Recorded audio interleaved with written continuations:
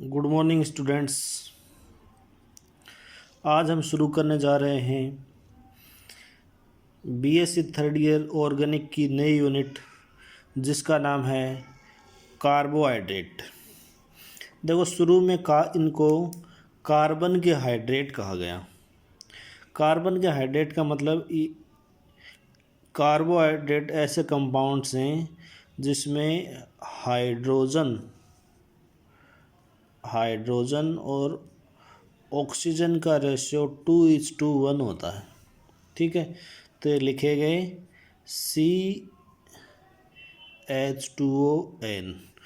ठीक है, तो ऐसा कॉम्बिनेशन जहाँ देखा गया उनको कार्बोहाइड्रेट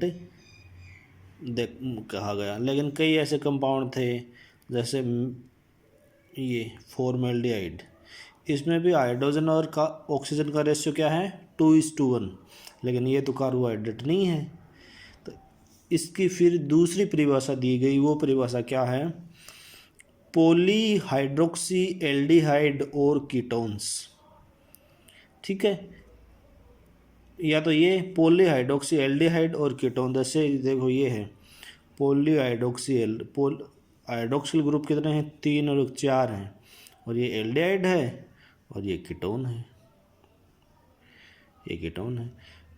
पॉलीहाइड्रोक्सी एल्डिहाइड और कीटोन या तो ये कार्बोहाइड्रेट होंगे या those compound which on hydrolysis gives polyhydroxy aldehyde and ketones are called carbohydrate. या फिर ऐसे कंपाउंड जो हाइड्रोलाइसिस पे पॉलीहाइड्रोक्सी एल्डिहाइड देते हैं वो क्या कहलाएंगे, कार्बोहाइड्रेट्स। अब देखो इसका नोमेनक्लेचर इनका सीधा सा है, सफिक्स अंत में लगाते हैं, सफिक्स का मतलब प्रत्यय अंत में लगाते हैं ओस। ठीक है, अगर शुगर में एल्डिहाइड है या फिर कंपाउंड में एल्डिहाइड है तो उसको बोलते हैं एल्डोस, और कीटोन है तो उसको बोलते हैं कीटोस। ठीक है, अब देखो सफिक्स हो गया, परफिक्स हो गया। अब क्या हो सकता है, नंबर ऑफ कार्बन्स, मतलब कार्बन एटम की संख्या अलग अलग हो सकती है। तो जितने कार्बन एटम है ना उसके अकॉर्डिंग नोमेनक्लेचर कर देते हैं। जैसे 5 है तो इसको कहेंगे पेंटोस, 6 है तो हेक्सोस। अब देखो इसमें कार्बन की संख्या हो गई और सफिक्स हो गया, अनुलग्न हो गया। अब इसमें क्रियात्मक में जोड़ना तो वो पहले जोड़ देते हैं। जैसे 6 कार्बन युक्त एल्डिहाइड युक्त कार्बोहाइड्रेटिक होगा, मतलब एल्डिहाइड है, कार्बोहाइड्रेट है, कार्बन कितने हैं 6, तो एल्डोहेक्सोज। अगर 6 कार्बन कंटेनिंग कीटोनिक कार्बोहाइड्रेट तो होगा कीटोहेक्सोज।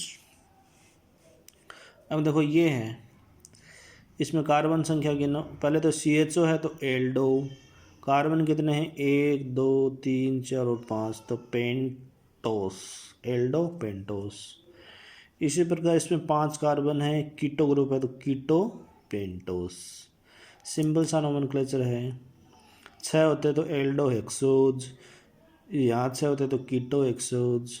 इस तरीके से अपन नोमेनक्लेचर कर सकते हैं। नेक्स्ट है क्लासिफिकेशन ऑफ कार्बोहाइड्रेट्स।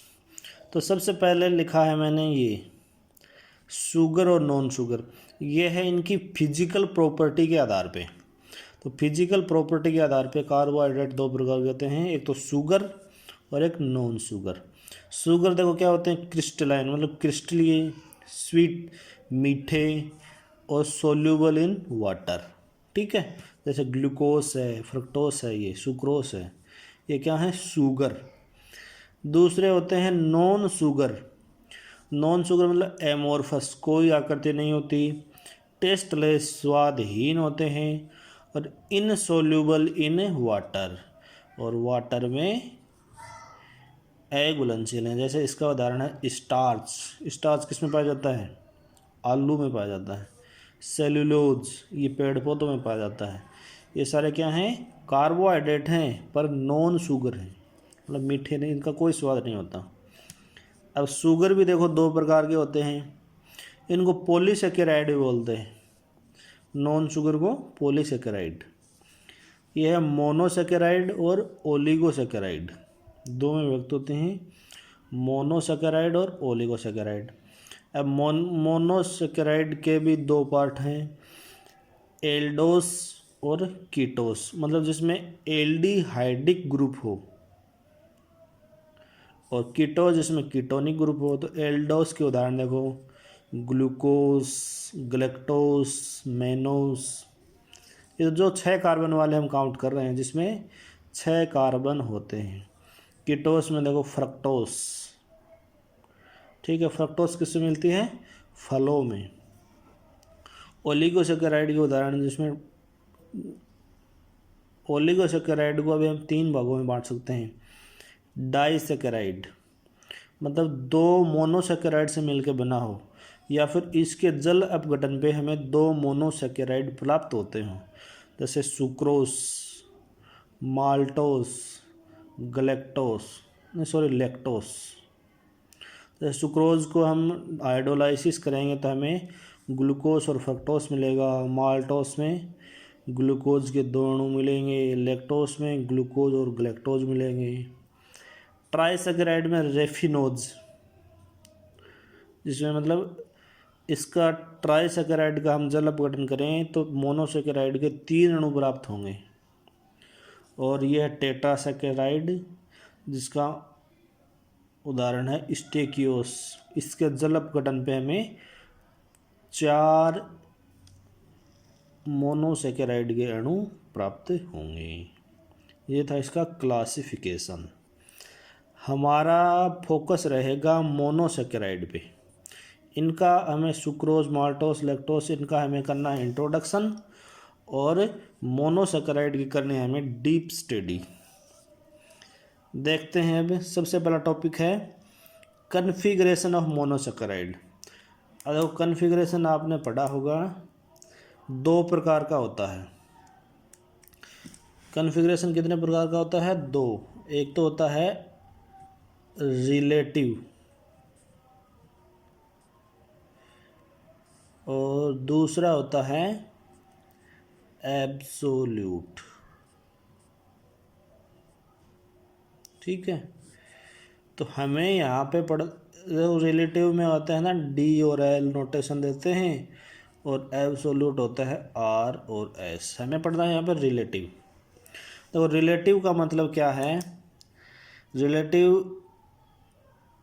कन्फिग्रेशन निकालते हैं, कोई भी नेचुरल अकरिंग शुगर है उसका कन्फिग्रेशन ज्ञात कर लेते हैं, फिर उससे क्लियनी सिंथेसिस के द्वारा हायर मेंबर बनाए जाते हैं। जैसे 3 कार्बन की है, इससे 4 कार्बन की, फिर 5 कार्बन की, फिर 6 कार्बन की, ऐसे। तो फिर जो हमने जो निम्नतम सदस्य लिया है, जैसे यहाँ पे 3 कार्बन का लिया है, उसका जो कन्फिग्रेशन होता है वही उससे बनने वाली शुगर का कन्फिग्रेशन होएगा। देखो जैसे यहाँ पे हमने लिया है ग्लिसरेल्डिहाइड, डी ग्लिसरेल्डिहाइड लिया है, ठीक है। अब यहाँ पे देखो डी कैसे आया। डी आने के लिए हम क्या करते हैं, मॉलिक्यूल को फिशर कन्फिग्रेशन में लिखते हैं, ठीक है। फिशर में लिखते हैं, फिशर में एक प्लस के निशान द्वारा लिखते हैं। इसके टॉप पे सबसे अधिक ऑक्सीकृत समूह लिखते हैं, जैसे इन सब में सबसे अधिक ऑक्सीकृत है CHO, लिख दिया। और जो तिरछी आड़ी लाइन है उस पर H और OH लिखते हैं, और बचे हुए ग्रुप को नीचे लिख देते हैं, ठीक है।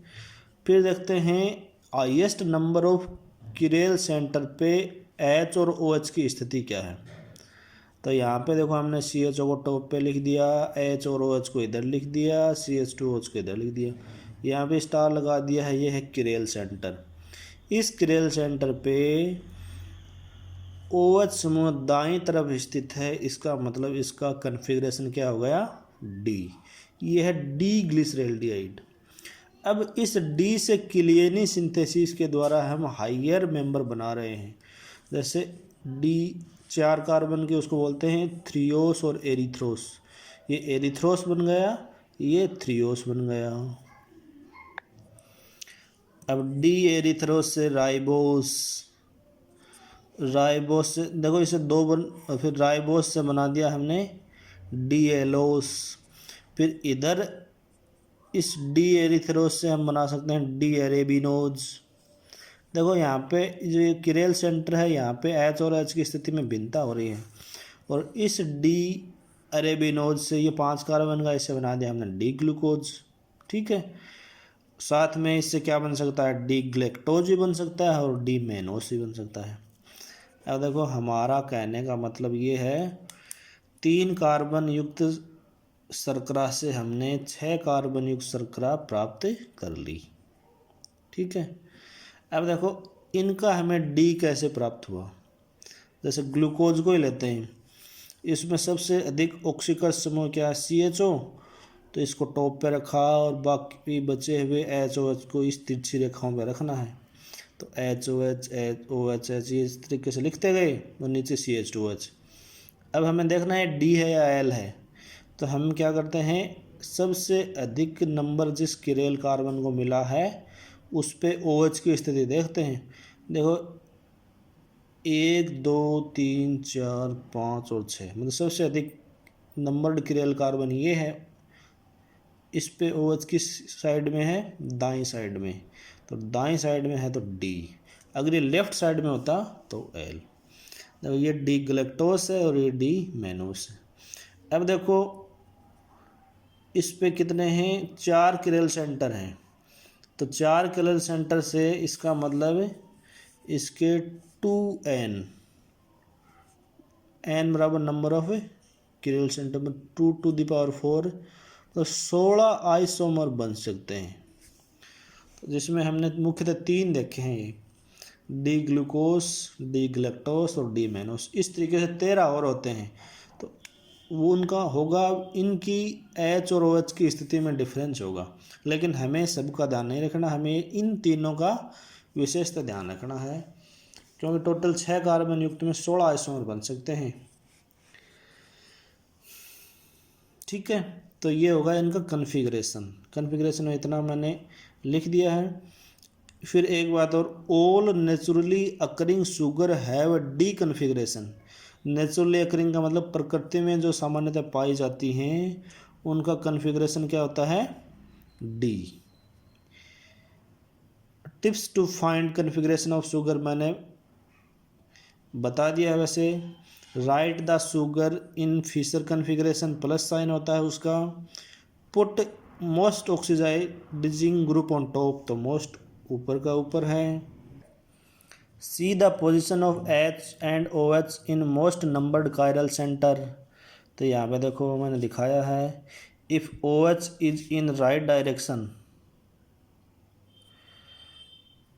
Right side then configuration is D, if OH is in left side then configuration is L।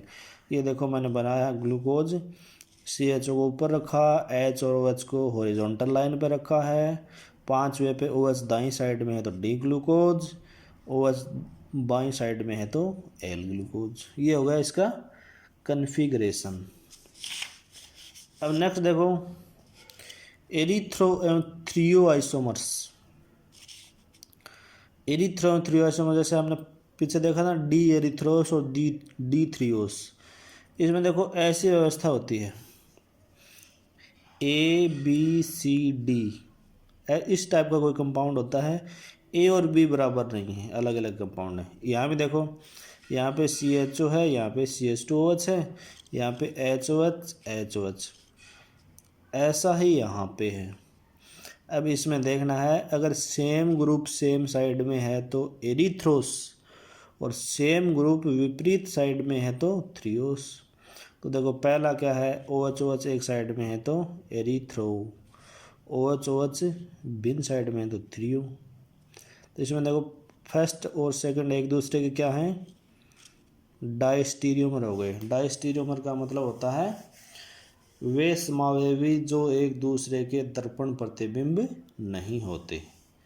ठीक है, अब देखो मैंने और भी बनाए हैं, ये एरिथ्रो था, OH OH एक साइड में, इसका दर्पण प्रतिबिंब ये दूसरा एरिथ्रो, ए और बी।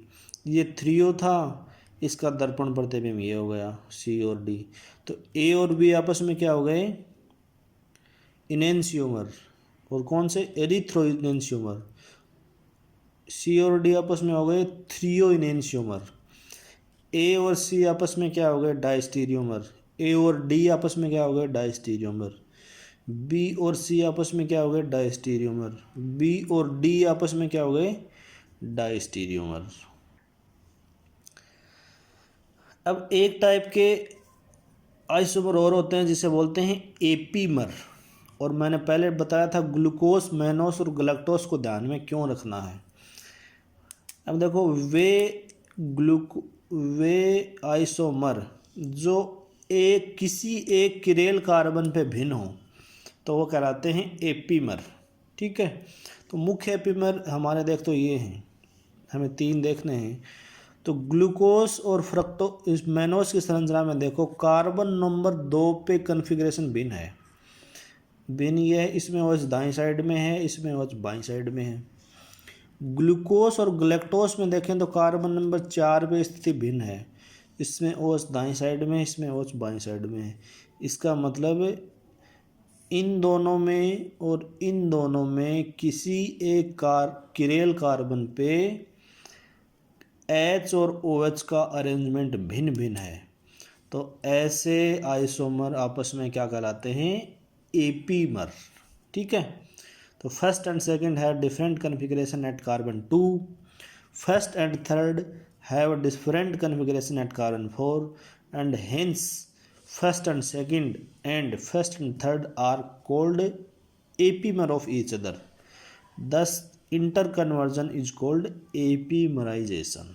ठीक है, आगे हम जब कन्फर्मेशनल आइसोमेरिज्म पढ़ेंगे इसमें तो वहाँ देखेंगे एनोमर।